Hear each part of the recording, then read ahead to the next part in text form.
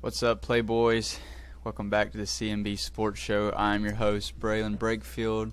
With me, the kid's back in town, Cole Lepschitz. Cole, what's up, bro? What's up, man? It's good to be back in C-Town, back in Bama. Um, feeling good. Vibes are up. Alabama got the win. Basketball's looking good too. I didn't really get to watch a whole lot of the game. The football game Saturday. I was at a wedding. But it was. I heard it was good. I watched some of it on my phone. I try not to be that guy. But at some point you got to check the score every once in a while. You know what I mean? So that's just what comes with it. But no, it was a beautiful wedding up there in Coleman. It was really cold, but there's something about a beautiful moment that keeps you warm there for that short period of time. So, one thing I want to say, you need to make sure once that temperature gets below like 45, you need to have a beanie for a friend, for your bald friend. You know what I mean? I was out there, no hat, no beanie, rookie. It's first winter, no hair. So, if you care about your friends or your loved ones or just a random guy, you just want to do some good, make sure you have an extra beanie in the truck, for your boys. So, just be a good guy. Have a beanie for a friend. I wonder what common etiquette is for that, like watching a game on your phone at a wedding. Because I think, like, if it was my wedding and, like, one of Kaylee's friends, boyfriends, that I don't really know for real, if he's, like, on his phone watching the game, I'll be like, no big deal. If one of my groomsmen standing there beside me with his phone dinging, getting updates, that might be a problem. But I feel like that's got to be somewhat okay as long as you're not, super close to the people getting married.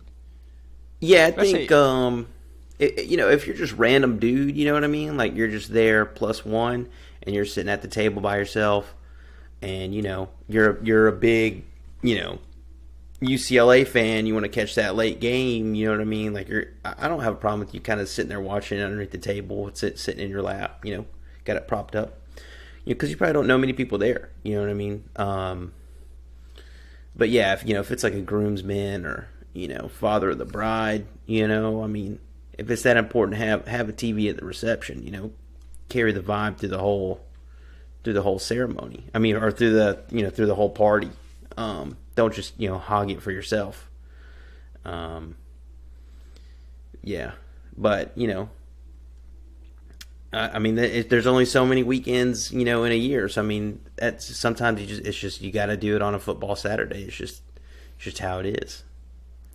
And if it's the father of the bride, I'm all for it. Like, he can do. To me, on the day of the wedding, there's two people that should get everything they ask for. It's the bride and the father of the bride, because they're Thanks. the two that's going through it the most. Yep. The daughter or the bride is who's been thinking about that day forever, and the father of the bride is the guy that's been dreading that day forever. So Yep. he can do. That's his day too. He don't Yeah, get that's thought true. about enough. That's fair. That's a good point. That's a very good point.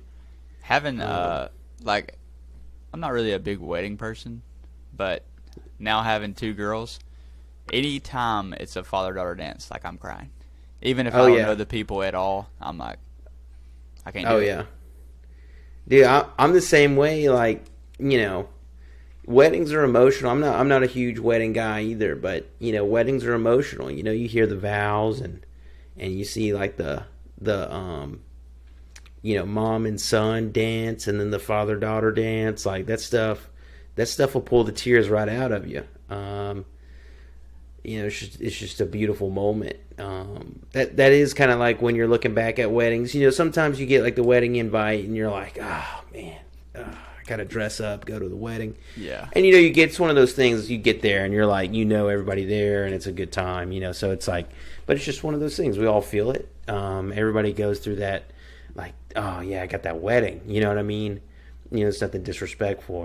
I don't think. It's just part of it. And but you get there and you have a good time. You think about the beautiful moment between these two, your friends or family, and it's cool getting everybody together too. I feel like any excuse to get the family together or all the friends together is a good excuse. You know what I mean? It could be anything. So we're going to be completely transparent. This podcast is built on, us just talking about things we know. So we're not going to pretend to know. Yesterday, we didn't watch much sports. Nope. Cole was at a wedding. I was playing ball or traveling. Plus, another moment of transparency. If there's a big UFC card on, I'm watching that over anything and everything. Like, I don't care if Auburn's playing. I don't care if the Yankees are playing. UFC's 1-1 for me. So, I watched the UFC card twice this weekend. I watched the whole card, and then I watched the main event, and then this morning I turned around and I watched the main event again before going to church. And so I didn't even watch very much football. I saw the end of the Oregon game. I watched like the last 30 seconds of that just because while I was watching the UFC card, I saw that it was like 30 seconds and they were down 3, so I just tuned in to watch the last little bit. But other than that, I didn't really watch anything. Did you even get to watch much of anything at all? Not really. I don't think I really watched anything at the 12 o'clock slot. I can't remember. I was getting ready. I had to, buzz my head and whatnot, make sure my beard was right. Make sure I had clean underwear, all that good stuff. So, 3 major keys there. Yeah, I had to take care of myself, over whatever, the Big 12 was throwing out there at 12 o'clock. Yeah, I mean, I went to Chase's house, was like right around the corner after the wedding. So I stopped by there. Of course they had the Auburn game on. I didn't, watch it super tight. Kind of just catching up. You know how it is. So no, I caught a little bit of the Alabama game on phones and stuff, but I recorded it, so I have to go back and watch it and to have any kind of evaluation. I do know it was cold. That's all I know. I know Vegas was 2 right on LSU Arkansas. I thought that was pretty bonkers. Yeah. I mean, like out of nowhere. I mean, KJ Jefferson didn't even play. And you're like, wait, who knew they had a white dude that could throw it? Why has he not been playing the whole time? That's been their problem. So I don't know. But yeah, that's really all I saw. I saw the ice on the field for Arkansas and then Auburn a little bit. That's really it. Yeah, so like I said, I watched the UFC card twice. So seeing Izzy and the Pierre fight, that's one of the best, or Pineda, Pereira. I have no idea how to say this cat's name. But he I've been talking about him for a while. I think Rocky probably, he's only had like 4 or 5 UFC fights, if even that. And I think after his first one, Rocky texted me and was like, hey, next time this guy fights, you got to be on it and watch him. Mm-hmm. And since then, he's just been a monster. Izzy looked great. That's the best he's looked in forever, like probably 6 fights. And it still just wasn't enough. Like Pierre got him, caught him, and then a lot of people are talking about the stoppage being a little early, but when a guy's just getting diced up for 10, 15 seconds, and he's not even really using his hands to cover himself, and he went for the clinch and he pushed him off and just kept rocking him, and then he falls to the ground and then gets back up, and you can just tell he's out of it. Like, I think it's a bad look if they let the fight continue, and then what if he throws a knee or something, because he has to try to get the finish. He's not supposed to take it easy on this guy just because he's out of it. And I think that just would have been even worse look than a good stoppage there. But I think they're going to run it back just because it was such a good fight. And then Michael Chandler and Dustin Poirier lived up to the hype. I think Chandler wrestled more than what anybody really expected, trying to win the fight. It ended up costing him the fight. Went for a body slam, and Dustin ended up spinning around on him and choking him out. 2 just warriors. Even the girl fight, Wally Zhang and Esparza, that was electric too. It was one of the best cards of the year. There was like 7 first-round knockouts, which is a record. Yeah, it was awesome. And that's what you want too. You want bodies hitting the mat. That's what I want when I watch a fight. Like, I can appreciate some wrestling and stuff like that. Like, I can appreciate it. I just don't like when like when it's a main event or whatever, main card, and they're just kind of dancing around each other. Because I mean, I get it. I get the sport. I understand how fighting works. A lot of it is scoring and things like that. But when it's early in the day and you're watching that, watching it before you had to pay for it, I want bodies hitting the mat. Yeah, there was 6 first-round KOs in the prelims, and then there was 1 on the main card. I think the record before that was 6. And then even after that, you had, once that they break the record for most first-round knockouts, then you still had Chandler, Poirier, Wally versus Esparza, and then the main event, which was all 3 of those fights were electric. So honestly, this could be probably the best card of the year. That's what I would say so far. It was. Just because you had the big guys, they delivered, and then the prelims over-delivered. Right. But I saw some scoreboards, the TCU wins over Texas. That was a spot I kind of thought Texas was going to win. Texas ended up being favored by 7 and lost outright. Yeah. So maybe TCU's better than what we think. I guess. I don't know, man. Texas is one of those weird teams that like you see them play against like Alabama, or they played some good competitive games, won some big games, and then they'll play somebody and kind of lay an egg, and you're just like, why? Like, why? And I don't really know. I don't watch them enough to like really dissect it or kind of go into it, but it's just from outside looking in, it's just really weird how they. I feel like that's a game you get up for. So maybe TCU's pretty good. I don't know. It's just I still feel, even with this win, I thought to myself, if TCU wins this game, like they prove themselves, and I still feel like I can't fully dive in on TCU yet. I don't know what it is. Maybe it's the name, maybe it's the conference. I don't know. It's just weird.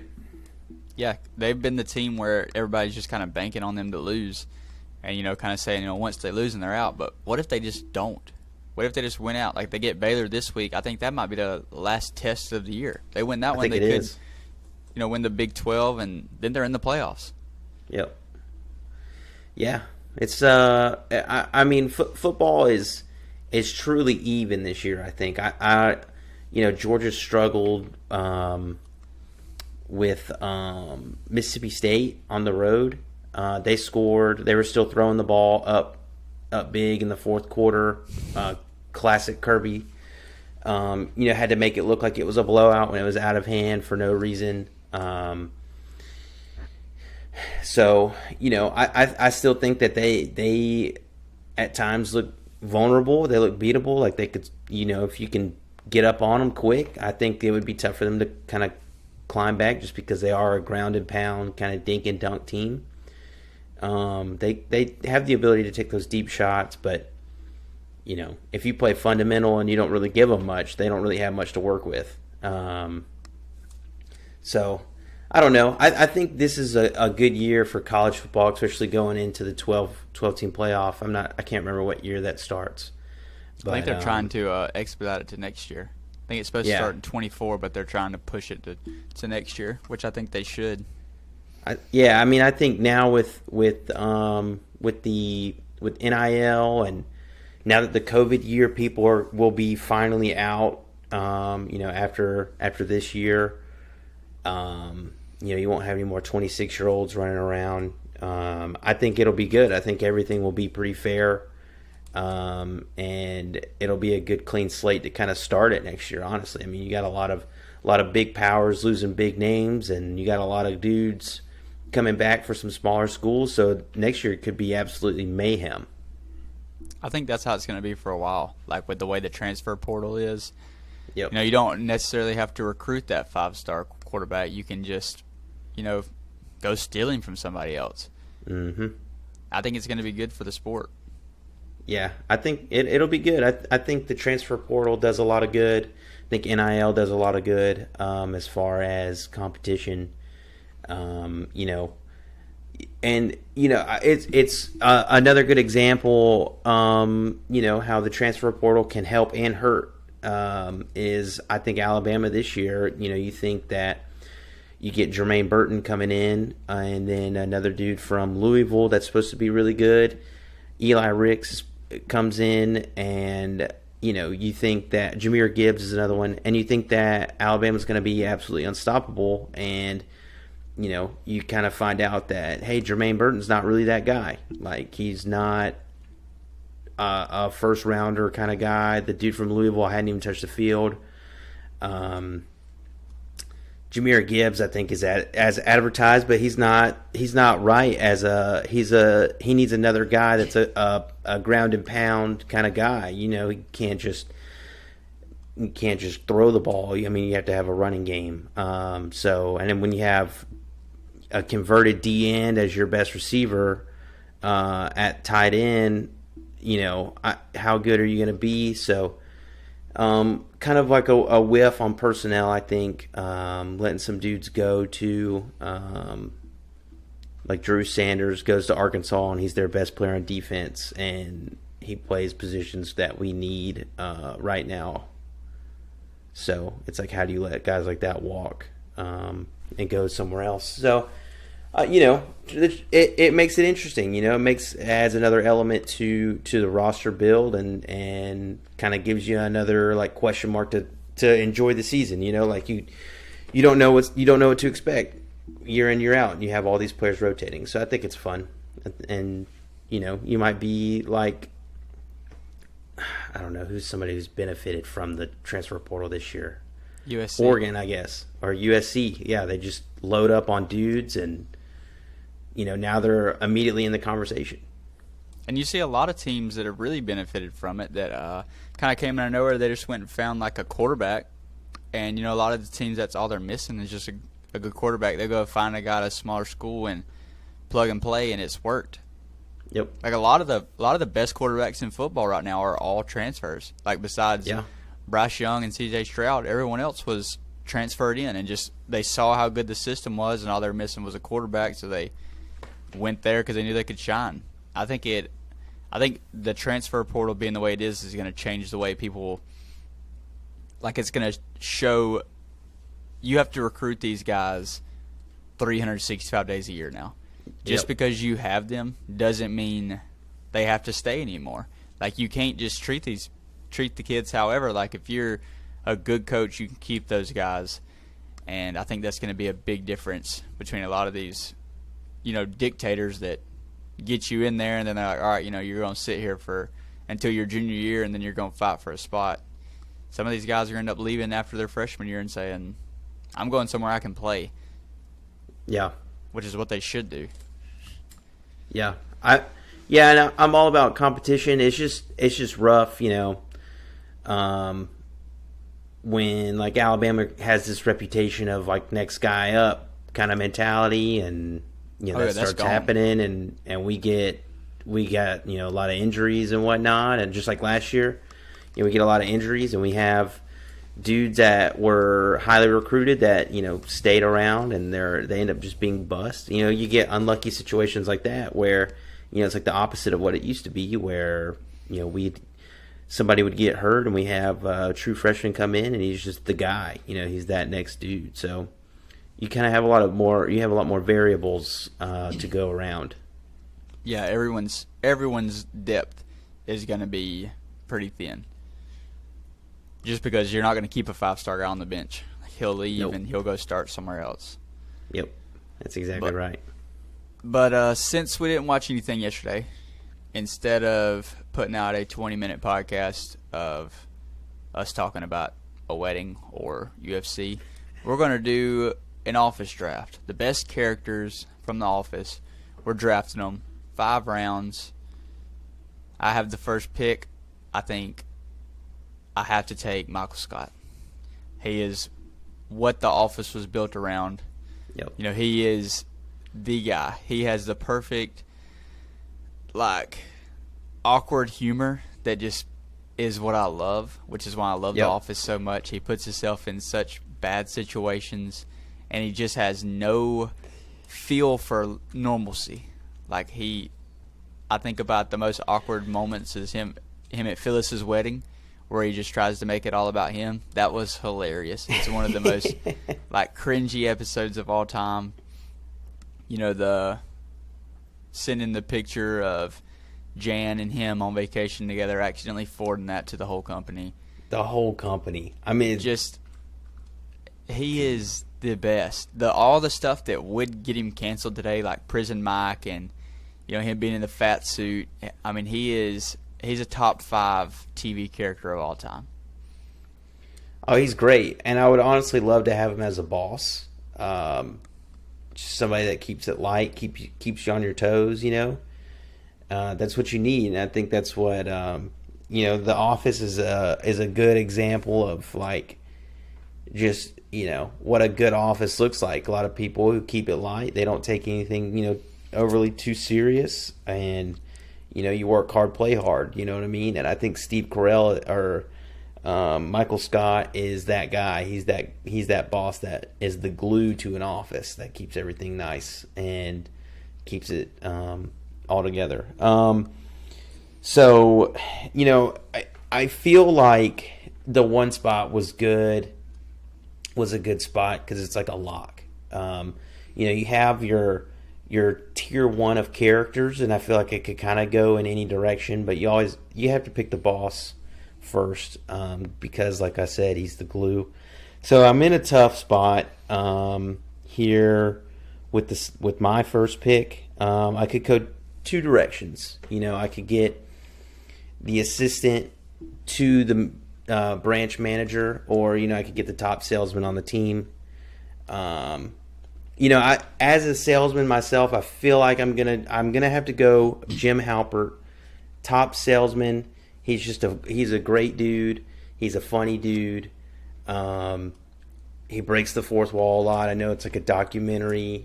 He looks at the camera and it's hilarious. He's a savage. The best pranks. He's a good father. I feel like he's a good guy to kind of make yourself as like, or I guess as like a somebody to look up to.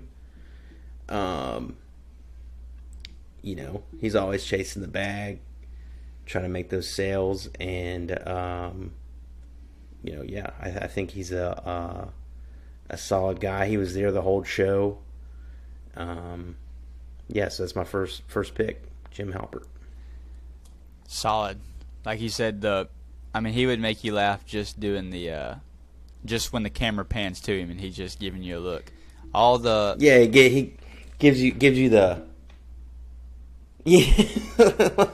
all the pranks Dwight does on something. Dwight. Just looks at the camera. It's great.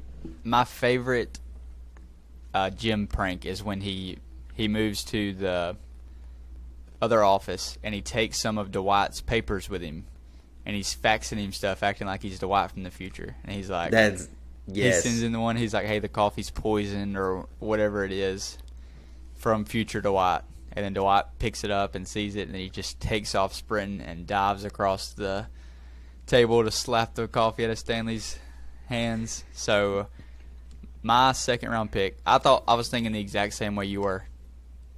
I would have taken Dwight number 2, and so now that he's here, I have to take him. I think Dwight is arguably the funniest guy on the show.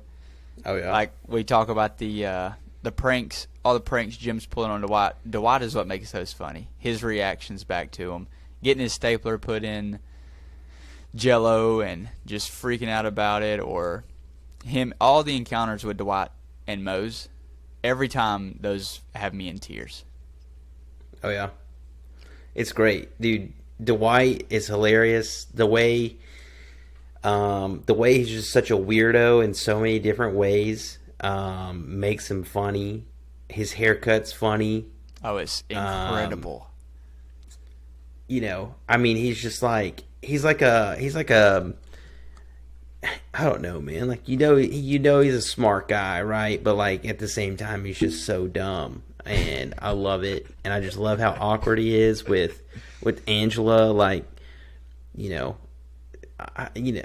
just fun. It's just funny. It's just so situationally funny because we all kind of know a guy like this.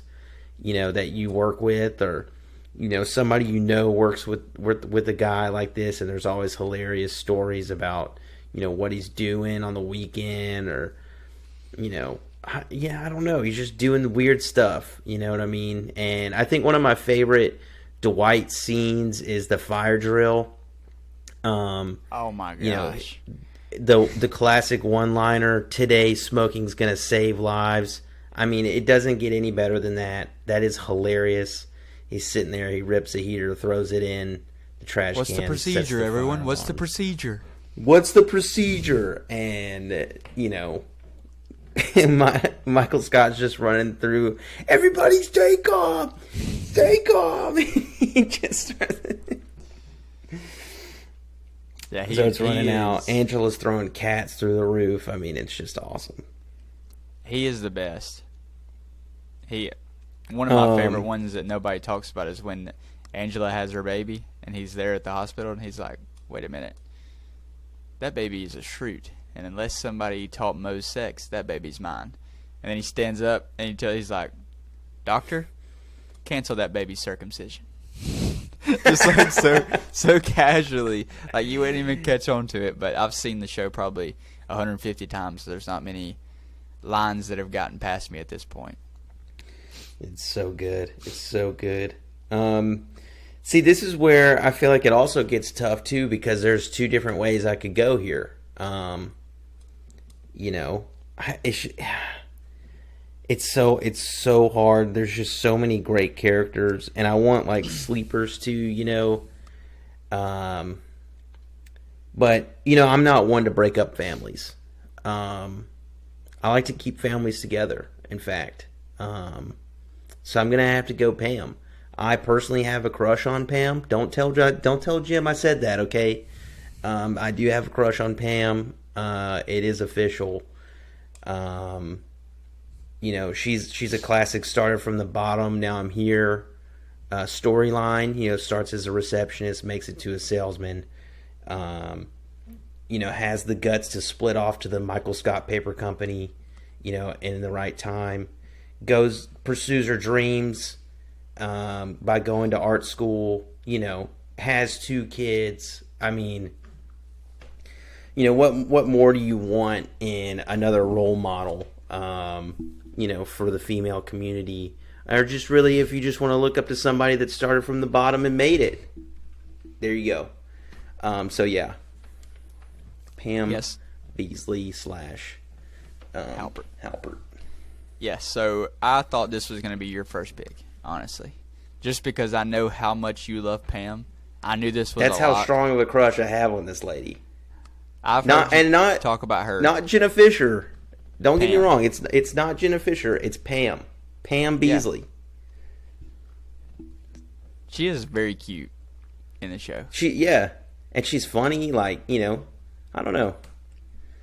I can't explain it. You know what I mean? It's just one of those things. My biggest knock on your team right now is the whole Jim leaves Scranton, Pennsylvania to go to Philly to work. That's like an hour and a half drive. Like they were acting like Jim moved to Seattle to work. Like that was not a big deal, and they blew that way out of proportion. I mean, it broke up their marriage. It's tough though, because like an hour and a half up there is different. Like, it might be an hour and a half with no traffic, but you hit traffic going into Philly, like it's going to take you like 4 hours, dude. There's so many people. It's like an ant bed.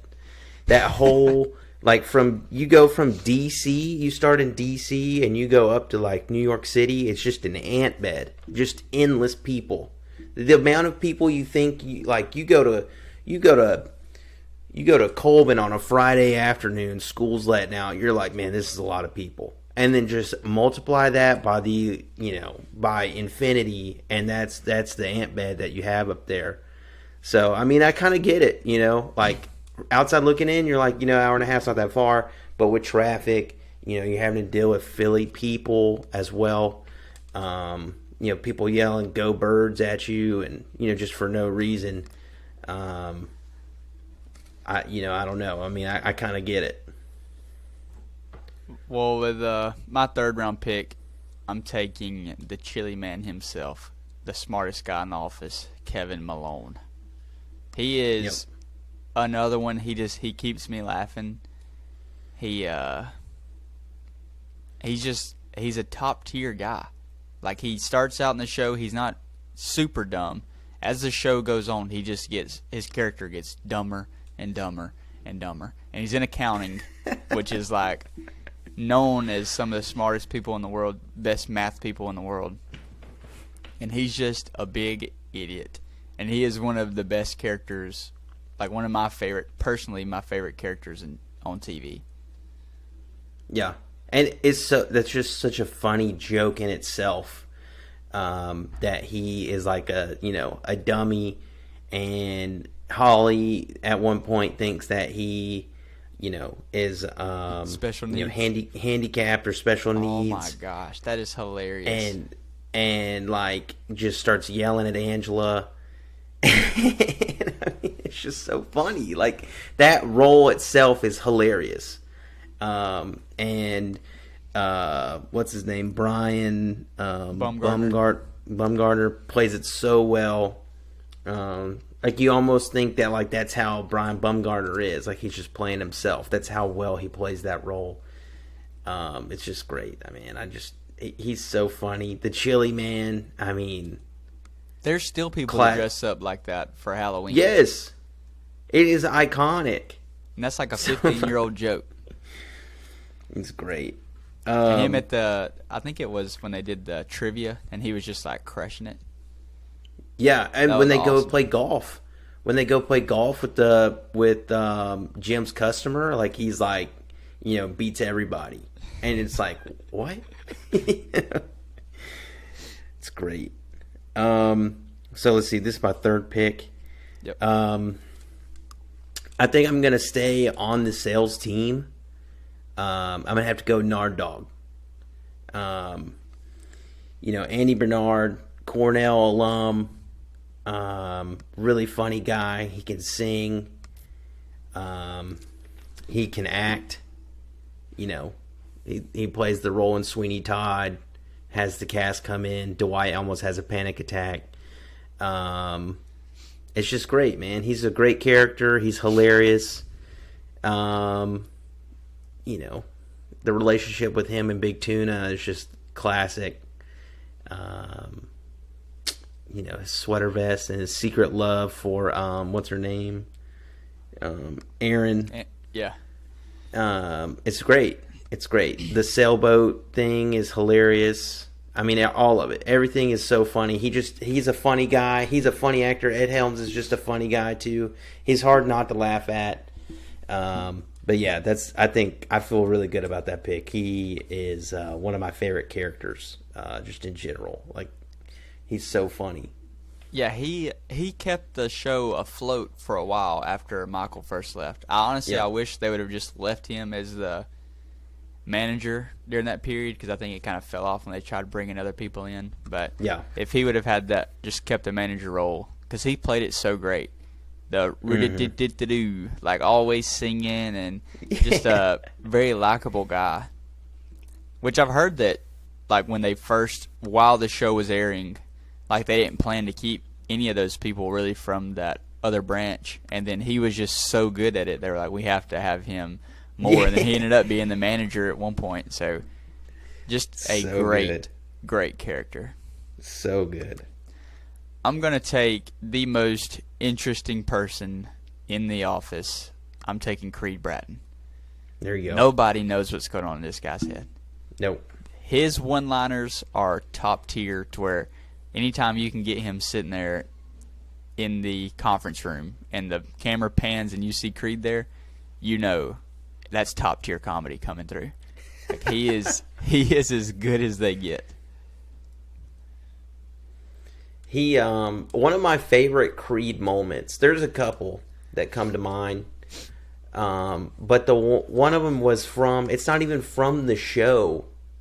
It's from the Grammy or the Golden Globes or whatever, the Oscars. Like, I don't even know what you call it. Like a little bit, like a little skit with like characters, From coming Breaking from other Bad. shows. Yeah, Jesse and Pinkman was and like the main one. Jesse from Breaking Bad walks in, and he's like, "I'm looking for Creed Bratton," and Creed walks up and grabs the bag from him. They dap up or whatever.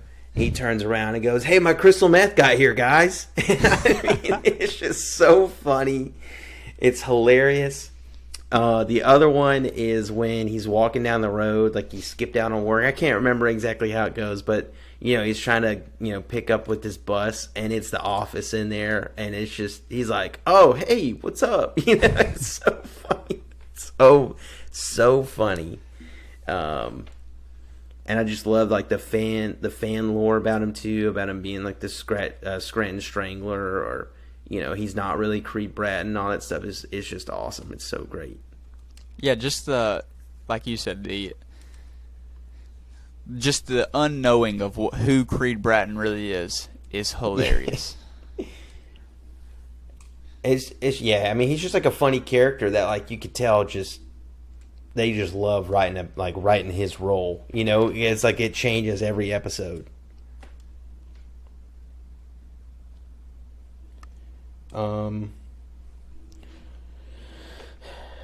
So for my fourth pick, this is another guy that I just find funny in everything he does. This is another kind of started from the bottom, now we made it kind of role. Good mentor kind of guy to look up to. He started on the in the I don't know what that department's called, the distribution department or whatever. Warehouse. I don't know. Warehouse department. Yeah, he's down in the warehouse. That's right. But yeah, I'm gonna have to take Daryl Philbin, another dude that can sing and is hilarious. I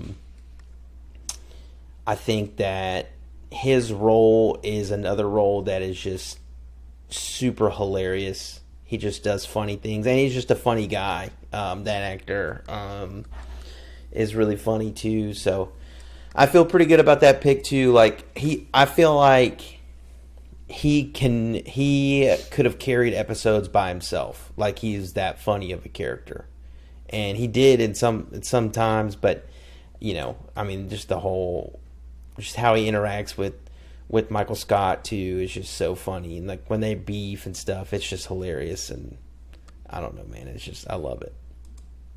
Yeah, when he drives Michael and Holly all the way to her wherever she moved, and then I think it was they break up, and Michael comes back and he tells everyone like they got engaged or something. Yeah. And Daryl's like, that didn't happen. I was there. That didn't happen. So, oh man, I actually got 5 of my first 6 picks, because my last one is, which I don't think you can go wrong. Like, I think you still have a very solid list, but just from my personal preference, because I didn't really, I looked at the list just to make sure I didn't miss out anyone, but the list online, that didn't sway me at all. yeah, Like, my list went Michael, Dwight, Jim, Kevin, Creed, Stanley. Stanley is my 5th round pick. I think Florida Stanley comes out of nowhere. He's like Vacation Stanley. He was top tier. Whenever my favorite moment in The Office is after the Michael Scott roast, when Michael comes in there and he goes, "Stanley, you're fat and your heart sucks," and Stanley starts just laughing. That part gets me every time. Like, I'll go if I go to sit to watch an Office episode 90% of the time, if I'm not just hitting resume, I'm going to that episode and I'm watching that one because that one's a good one. Elite. That one's a good one.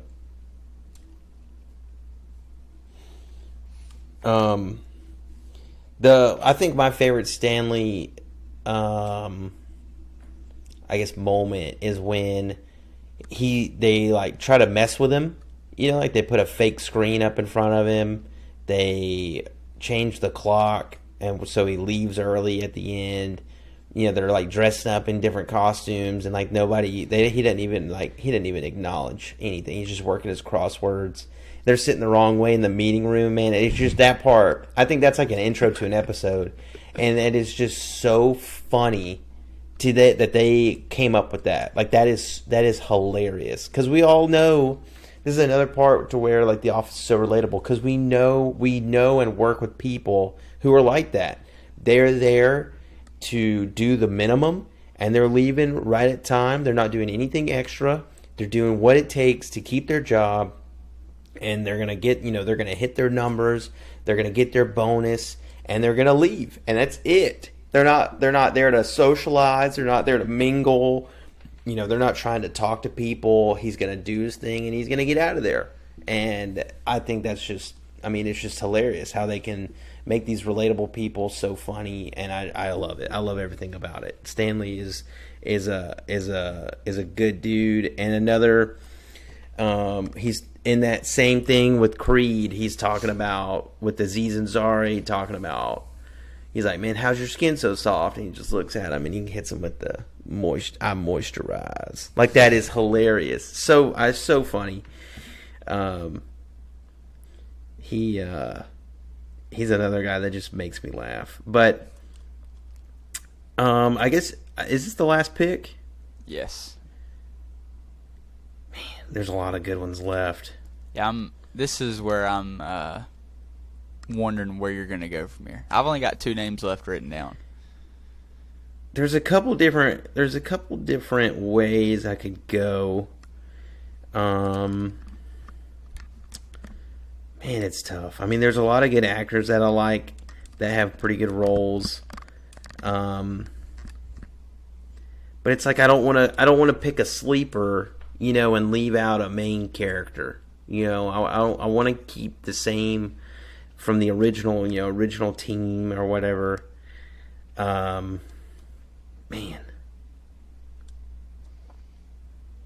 I got to do it. I'm taking the temp. I'm taking Ryan Howard. He, BJ Novak is his name, is his real name. He's like a executive producer on the show or whatever.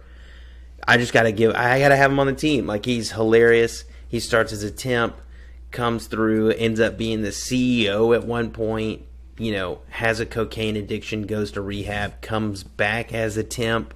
Just such a funny character, funny timeline, everything. Everything is funny about him. His relationship with Kelly is hilarious. Then he's another guy that went to the Michael Scott Paper Company. And he's just a funny guy, man. He has those frosted tips for a little bit. He's a trendy guy. He's not afraid to go there. And, he just loves Kelly Kapoor or whatever her name is. And, it's just hilarious, man. It's just another funny, like, just side character that kind of does his own thing for a little bit that is just hysterical. Yeah, him starting the fire. That's one of my favorite episodes. He is, and Michael just thinks the world of him. He's like, oh yeah. He's like, he went to business school. Like, he's a genius. He's got it all figured out. And you can just see it in his face to where he just knows, like, he went to business school and now he's selling paper, and he just knows, like, this is the end of his life. Like, this is what he'll do forever. So he said something to me. He was like, I guess I'm gonna get business cards, and that basically means I'll die here. And like when his office is in, like by the bathroom or like in the bathroom, yeah, in the closet of the bathroom, like that is hilarious. I don't know, man. It's just so funny, like how he just like is just in and out of the show, like just doing, he comes in, he wants to launch that website or whatever, and he's like this 20 whatever CEO, and I don't know, man. It's just a hilarious character. I had to pick him. I definitely want to go through some honorable mentions. Yes. So what had me split here on that pick specifically was one of my favorite characters is Holly, and it's because of the way her and Michael just act like, I mean, they're the They're the the perfect boy and fit. girl version of each other. Yes. Yeah, and I just wish they would have. I wish they would have like kept them in a relationship, because I think it would have been hilarious. But she's one of my favorite characters for the short time that she's on the show. Angela is another one that kind of cracks me up. I also have a crush on her, but not her character. I think that what's her name? Angela Kinsey. I think she's funny. She's cool. She's in other stuff, but she's also a very attractive woman. But she's another relatable that you have like in every office that is just cold hearted and doesn't like fun. Like, she's another relatable character. And my other honorable mention is Oscar. I think he's a solid character too, man. He's a funny guy. He I don't know, man. His character is just so funny. Because obviously, right, he's gay, but like he's not like gay, you know what I mean? Like, he's just a gay guy, and they just make it so funny. I don't know, man. They just make that character hilarious, and I don't know.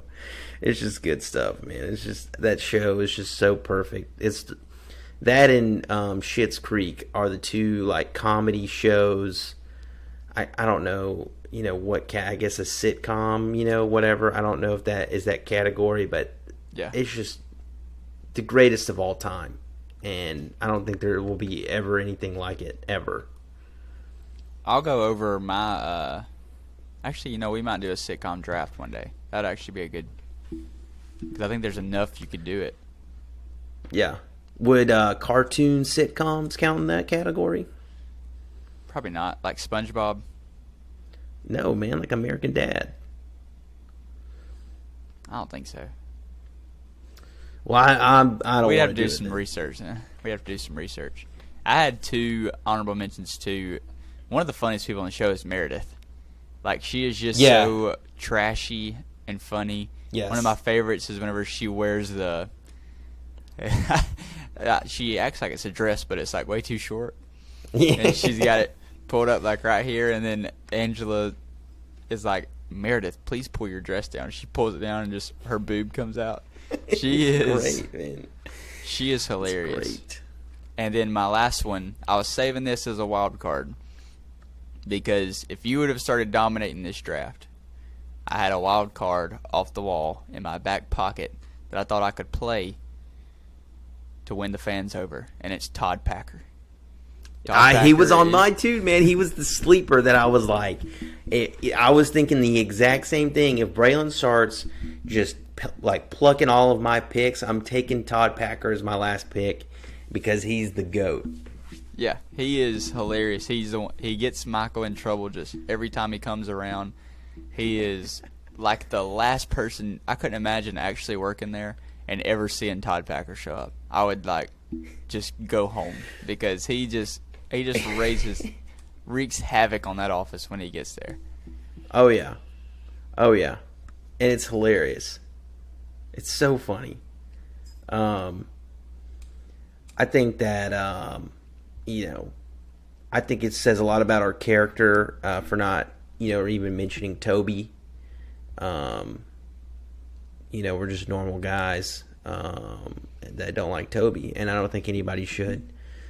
I'll tell you who I think is worse than Toby is who's the tall black-headed dude that comes in with the Gabe. Gabe is the worst on the show. Give me Toby. Yeah, I don't like Gabe either. 24/7 over Gabe. Gabe sucks.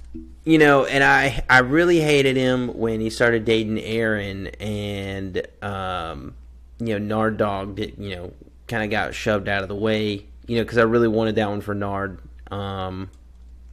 Erin's cute too. And do what? Erin's cute too. She's cute. She's Oh, yeah. hilarious. She's Yeah, one of for my, sure. She's another sleeper character too that could have been drafted, and I'd have been fine Yeah, with it. definitely. She is she's cool, but yeah, that whole situation kind of rubbed me the wrong way. Another one, and I don't know if it's just because I like Kathy Bates or what, but like Joe, I think is a funny character too. You know, Southern lady boss. You know, with the dogs, and she's super bossy, and I think that's pretty funny. And then what's the boss's name that comes in like towards the end of the show, like California or something Robert like California. that? Yeah, he's kind of a funny character too. You know, easy to hate, but he's also like another kind of boss that you would like. You know, you have from time to time that's just like a jerk and Just a weirdo. but all. Yeah, Definitely you like know what I into mean? crystals and zodiac signs and stuff like that. He gives off that vibe. Yeah. But it's just, I don't know, man. It's just such a great show. I'm glad we did that because, you know, sports being broken right now. It's good to take a step back and lighten the mood and talk about some good TV shows. And Some to good characters. you know, to pull back the fourth wall on this one, we literally decided we were going to do a draft 10 minutes before we started this, probably. Yep. I said, I was like, I know, you know, you like The Office. How well do you like it? You said, love it. So I'm like, all right, Office characters draft. It's just something, it didn't take long at all, much studying into this. We both knew exactly who we wanted right off the rip. Like, all right, Yep. let's run it. Yeah, like I immediately knew. I could have came up with that list. You know, I already had it in my head. I had to pull up the cast list just so I knew, you know, all the full names and stuff like that. But The Office is one of those that I like to just turn on and kind of decompress. It's right up there with American Dad and Family Guy for me, that I can just like turn it on and I don't have to watch it super tight. You know, I can laugh at it, fall asleep to it. Because that's really the only TV that I watch. I don't watch a whole lot of shows. You know, I'm not like a Yellowstone guy, or I'm not going to sit there and watch The Mandalorian or nothing like that. Like I'm a garbage TV guy. You know, I watch 4 shows, and that's really it. And they're all kind of just going all at the same time. It doesn't really matter the order and whatnot. So that I think. And like The Office is just so good and it's so relatable too. I think that's what makes it so funny. I think it would be funny anyways, but it's just so well written and relatable to like the average American office that it's just everybody wants to work in the office. You know, everybody wants to work for Dunder Mifflin. Yeah, 100%. So I'll actually throw it out there that we will do a sitcoms draft. And if we have anybody listening that is a sitcom, you know, nerd, somebody that loves sitcoms, holler at one of us and we might be able to get you on as a third. Yeah, we'll get you on the show. There's plenty of sitcoms to go around. I think that would be a good one. So, yeah, if you like sitcoms, give us a shout, man. We'll get you set up, ready to come on. You know, being home has been good. I've had a gajillion people come up to me and tell me they like the pod, so you know I appreciate you guys listening and following what's going on. It means a lot, you know, when people kind of come up and say like, "Hey, man, I love the pod," you know, and it's just, you know, something we put a lot of work into and we give a lot of thought. So I appreciate you guys. It means a lot. Yeah, be a friend, tell a friend.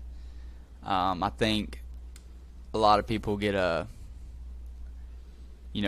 preconceived notion about what this is. I think me and you are both pretty unbiased guys when it comes to sports. Every once in a while it might break out, which I think is good for the pod. But also I think both of us are pretty level-headed whenever it comes to everything. And for some reason people think we're just delusional, homers of our own team. And I don't feel like it's that way. Yeah, I mean, I see my own delusion. You know, I'm self-aware enough to check myself when I'm sitting here thinking that Alabama should win every game every time. You know, that is what I believe, but I can also understand outside looking in. You know, that's not what everybody wants to hear. Everybody wants to hear, why are we losing games? You know, what's going on? What's the fix? And I'm going to give you my opinion on it. And then, you know, if you don't like it, you know, that's fine. If you like it, that's even better. So, I'm a big sports fan. Baseball and football are my go-tos. Golf as well, and somewhat hockey. I'm still getting into the hockey. Being from down here, the Bulls aren't a great team to learn the hockey from. You got to learn it from some pros. So I'm still getting into all that. But yeah, man. And the next thing's on my list, and I'm going to do it for you guys, is UFC. I'm getting into it because it's too. It's just a wave. You know what I mean? Like the hype is there. I just got to dive in. It's just a lot of names to remember. It's not as bad once you start. Like, you just remember, you watch a dude fight, and then you're like, all right. 6 months down the road, you look at the card, and you're like, hey, wait, I remember watching that guy last time.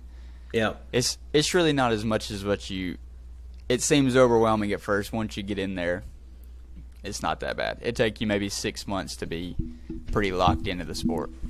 It'll take me one good notebook session. You know what I mean? I'll dive in, look at the rosters, look at some names, look at some pictures, and then I'll write it down once, and I'll be good. I'll be good to go. But I love that. That was a fun draft. Get a graphic lined up, see what people think. Yep. It's getting to be a good time of year. Got the bowl season coming up, so that'll be fun. I think there's a lot of content to be had going through bowl season.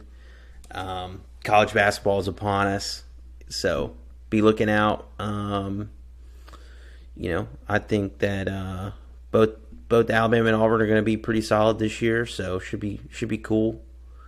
Yeah, we got to revisit our preseason picks too. Yeah, mine have been terrible. I mean, full disclosure, my picks have been awful. My over-unders, so I'm sorry if you rode with me. But hey, it's not my fault. Virginia's terrible. I just tried to call it, and I didn't. Awful. Terrible. I mean, the worst team in the ACC. Did you see how the game started Saturday? Oh yeah. Yep. Oh yeah, I saw. First two plays of the game. That is unbelievable. Yeah. Yep. Yes. But hey, you win some, you lose some. Yeah. So, it is what it is. That's all I got, man. Let's have a good week. Love you guys.